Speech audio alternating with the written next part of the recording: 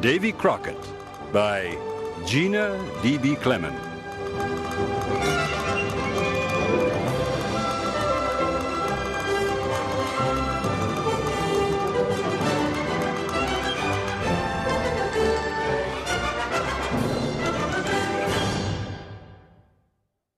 Chapter 1.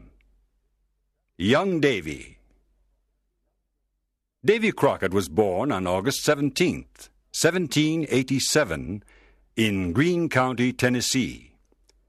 In 1787, America was a new nation. Most of the territory was a wilderness. Davy Crockett was born in the wilderness. His father, John Crockett, was an Irish immigrant. He fought in the American Revolution.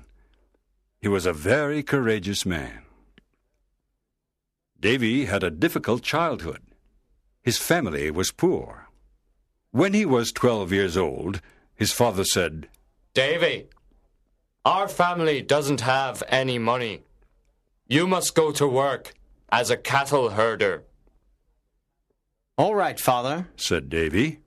"I'm happy to help the family." Davy traveled 400 miles on foot.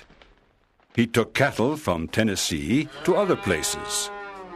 When he finished his work, he was far from home. He was lost.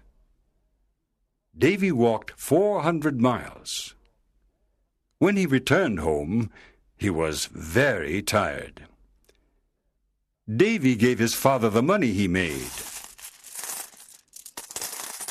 His father was happy and said, "Thank you, Davy. Now we have some money for the winter months." "I can do it again to help the family," Davy answered. The years passed. Davy went to school when he had time. He spent most of his time hunting in the forest. He was the best shooter and hunter in Tennessee. He entered many shooting competitions and won them all. He called his rifle Old Betsy. For years, Davy hunted bears and other wild animals. He was a trapper. Once he hunted 100 bears in 6 months. It was dangerous to hunt bears, but Davy was very courageous and strong. He knew the forest well. The Indians were his good friends. He ran fast and was a strong fighter. He fought with the wildcats of the mountains. Some people said that one day Davy saw a raccoon in a tree. He wanted to shoot it, but the raccoon saw him and said, "Wait a minute. Are you Davy Crockett?" Davy answered, "Yes, I am."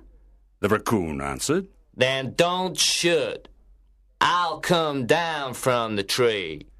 And the raccoon came down from the tree. Chapter 2. The Creek Wars. Everyone liked Davy Crockett. He was always happy, with a big smile. He was honest and always helped others. Davy was a tall man. He wore a coonskin cap, buckskin trousers, and a buckskin jacket. He always carried his long rifle, Old Betsy. In 1806, Davy married Polly Finley. She was a school teacher. They had 2 sons and a daughter, John, Joseph, and Judith. After a few years, the Crockett family moved into the Tennessee Hills. The Tennessee Hills were near hostile Indian country. In 1812, the war between the United States and Britain began. The Mohawk and Creek Indians fought with the British against the Americans. The American General Andrew Jackson organized a small army. He wanted to fight the Creek Indians and the British. Davy fought with this army. He was a scout because he knew the territory well. His work as a scout was very important. Davy traveled across Tennessee, the Mississippi Territory, Florida, and Louisiana with General Jackson's army. The Battle of New Orleans was a big victory for General Jackson and the Americans. The war ended in 1814. The British lost the war. The Indians lost their territories and went away. New American families settled in the Tennessee hills. At the end of the war, Davy returned home to his family. Unfortunately, his wife, Polly, died. Life was again difficult for Davy. He worked as a trapper and took care of his 3 children. After some time, Davy met Meg Mackinac. Meg's father was an American trapper. Her mother was a Cherokee Indian. Davy fell in love and married her. They had twins. Davy named the twins George and Washington in honor of America's first president. There were now 5 children in the Crockett family.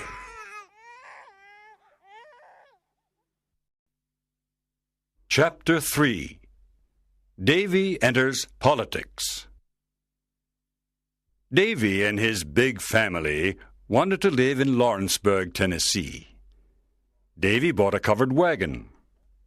He and his family put all of their things inside the wagon: chairs, tables, beds, clothing, and many other things.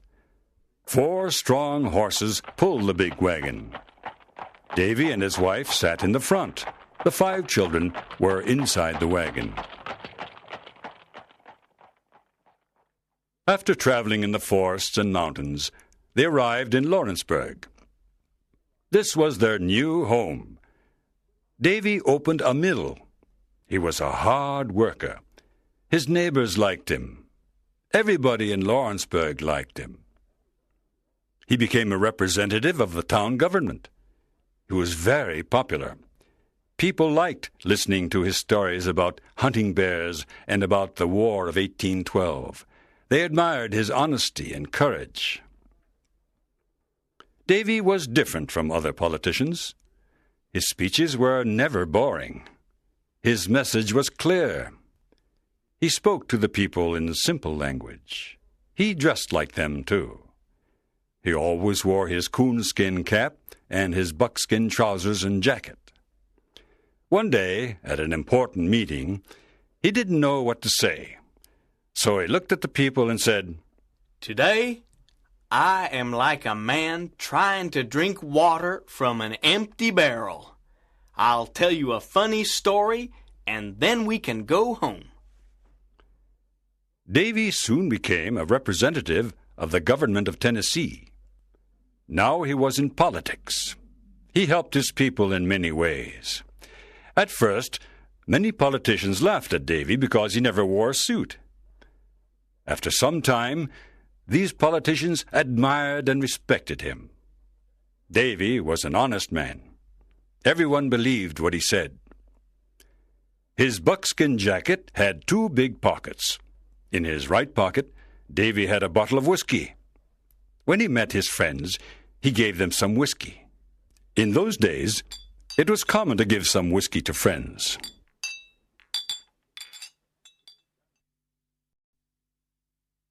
Chapter 4. Congressman Crockett. Davy often went to Nashville, the capital of Tennessee. In Nashville, he worked for the Tennessee government. One day, while Davy was working for the Tennessee government, a big flood destroyed his mill. This was terrible. He was very unhappy because he'd lost a lot of money. When he returned to Lawrenceburg, he started a new type of work. This time, he made barrels. He sold these barrels in New Orleans, Louisiana. New Orleans was about 400 miles away. To go to New Orleans, he traveled on the Mississippi River. He had a big boat to carry the barrels. It was difficult to travel on the Mississippi River. There were many dangers. One day, his boat had a bad accident. It began to sink. Davy almost drowned. He lost his boat and his barrels, but he didn't lose his life. In 1827, there was a big election in Tennessee. Davy Crockett became a United States congressman. This was a great honor for him. In the United States Congress, he represented the people of Tennessee. He traveled to Washington, D.C., the capital of the United States. Davy was very happy to be a congressman. He wanted to help his people. There were congressmen who wanted to take land away from the Fox Indians of Tennessee. Davy protected these Indians. He fought against dishonest congressmen. The Fox Indians cannot live without their land, Davy shouted. I must defend all the American people of Tennessee, the whites and the Indians.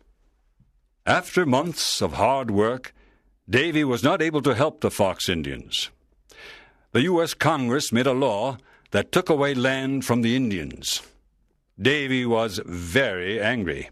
He hated injustice. In 1835, he left the U.S. Congress. Chapter 5. Texas. In 1835, the Crockett family left Tennessee. They put all their things in a big covered wagon, and they traveled for many days. They finally arrived in Texas. At that time, Texas belonged to Mexico. At first, the Mexican government was happy with the American settlers. They cultivated the land. Many settlers went to Texas because land was very cheap. With a little money, a settler bought a lot of land. More and more Americans went to Texas. There were about 20,000 American settlers in eastern Texas. There were only 5,000 Mexicans. The Mexican government did not like this. There were too many Americans. Mexico decided to close its borders. The American settlers were very angry. In 1834, the Mexican general Santa Anna became the dictator of Mexico. He was a cruel man. He sent his soldiers to the Mexican border. He did not want the American settlers to enter Mexico. By 1834, there were more than 30,000 Americans living in Texas.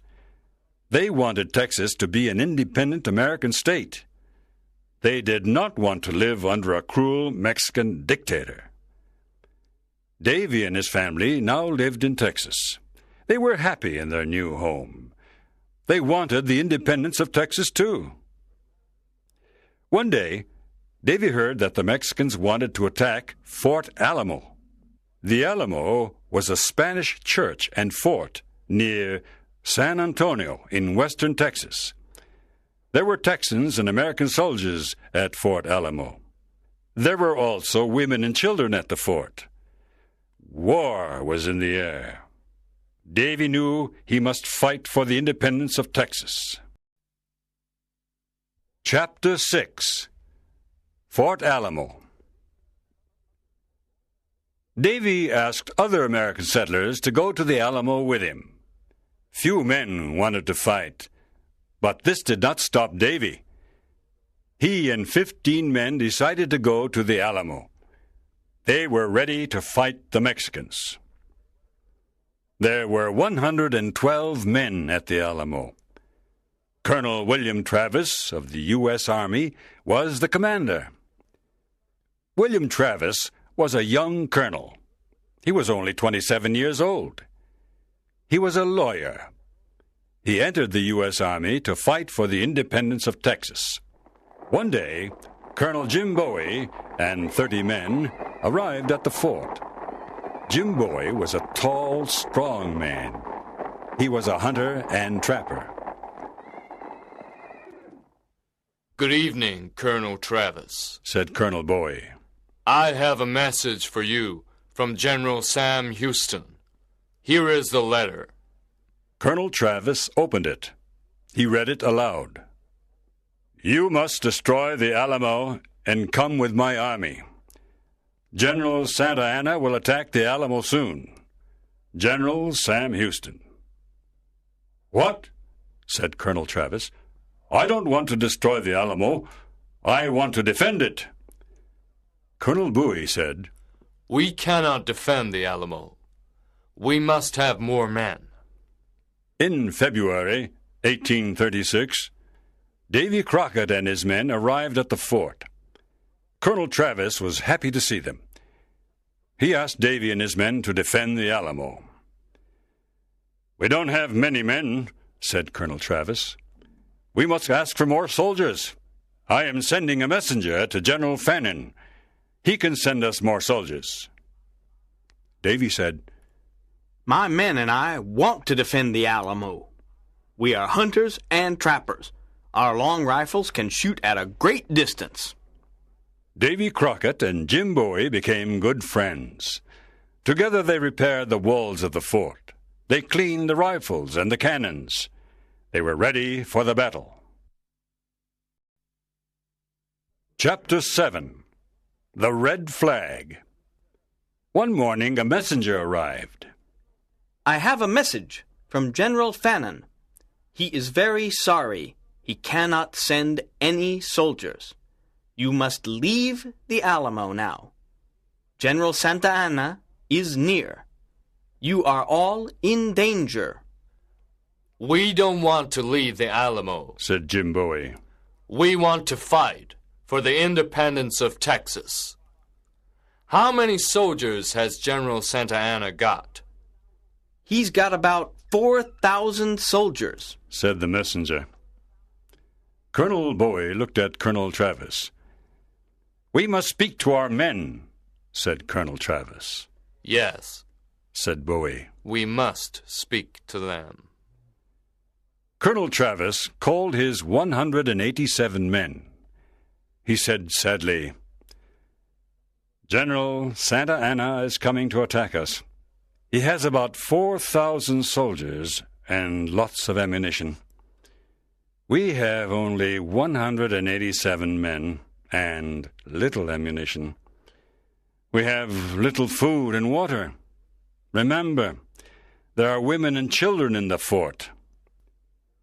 Then he marked a line on the ground with his sword. Those who want to fight for the independence of Texas, cross this line. The others can leave the fort and go home. There was a very long silence. Davy thought about his wife and his 5 children.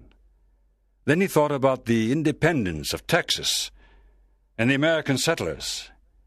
He thought about a new American state, Texas. All the men crossed the line. These men wanted to defend the Alamo. These men wanted an independent Texas. On February 23, 1836, General Santa Anna and his army arrived. He sent a messenger to the Alamo. He wanted the people in the Alamo to leave. The men in the Alamo answered with a cannon shot. They did not want to leave. They did not want to return to the United States. General Santa Anna was furious. He showed a red flag. The red flag meant no prisoners. He wanted to kill everyone in the fort. On February 24, 1836, General Santa Anna's army attacked the Alamo. The Mexicans had an enormous cannon. It shot a cannonball that damaged a wall of the fort. Davy said, We must destroy that cannon. It can destroy the walls of our fort. That night, Davy and Jim Bowie left the fort. They went to the Mexican camp. Everyone in the camp was sleeping.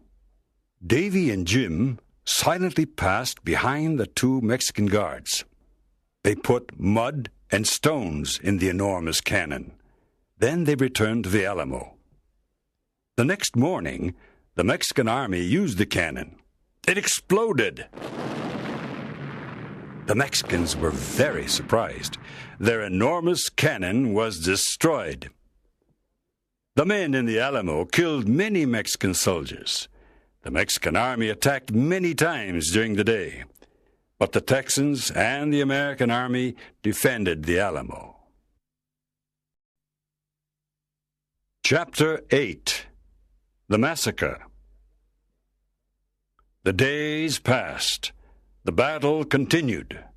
There was little food and ammunition. The men in the Alamo fought courageously. Nothing stopped them. After 12 days of fighting, General Santa Anna sent all of his army to attack the fort. On March 6th at 5 a.m., the Mexican bugles played the Duguello.